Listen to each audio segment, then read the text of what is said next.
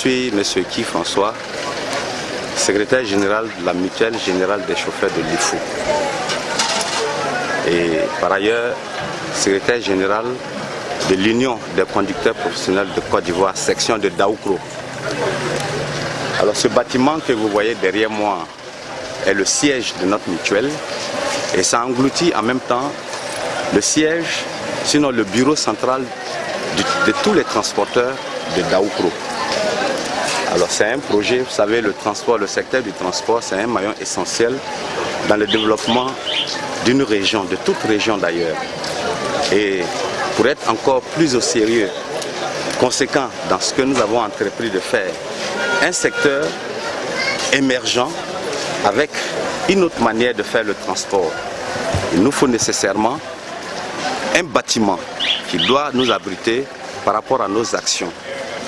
Alors ce bâtiment n'a été financé par personne que par nous-mêmes, nos soutiens, les soutiens des uns et des autres de tous les transporteurs.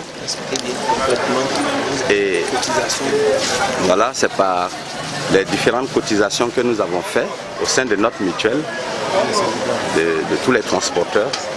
Et puis, il y a certains cadres qui nous ont apporté aussi leur soutien. Alors, je profite de cette occasion, si vous me permettez, de dire merci à M. Adam Scolia, de dire merci au fondateur du collège Ascension qui ont cru en ce que nous sommes en train de faire. Je ne pourrais pas citer tous les noms. En effet, vous savez, pour construire un bâtiment avec nos petits moyens, ce n'est pas facile. Le bâtiment fait 165 feuilles de tôle et 3 bureaux, ce n'est pas petit. Actuellement, nous sommes à la dernière étape. Il nous reste l'électricité, le crépissage, le plafonnage et le carrelage. Et quand on fait le devis, ça tourne autour de 3 200 000. Donc voilà ce que nous avons besoin pour terminer ce bâtiment et en faire le reflet du transport de la région de l'IFU. Quelles sont vos difficultés dans votre domaine du transport à part et le secteur du transport de la région de l'IFU, il faut le dire, d'abord il y a le problème de route.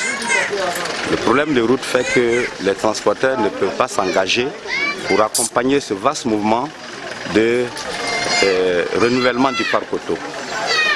Les types de véhicules que nous avons aujourd'hui sur le terrain, ce sont des cars sincèrement qui sont de luxe, mais qui ne sont pas adaptés à notre état de route. Le renouvellement même du parc auto, jusque-là, n'a pas été bien expliqué à l'ensemble des transporteurs, en particulier ceux de la région de l'IFU. Donc jusque-là, les transporteurs de l'IFU sont en train de chercher à comprendre le fonctionnement. Voilà, ce bureau alors va servir de point de repère pour relayer tout ce qui est information émanant du ministère des Transports. Donc c'est à cause de cela, nous voulons tout faire. Et Dieu merci, par la magie de l'information, de la communication aujourd'hui, et nous pourrons être un relais, sinon le trait d'union du ministère des Transports et tout ce qui va concerner le développement du secteur des transports de notre région. Voilà quelques difficultés que nous avons, surtout le problème de route. Voilà.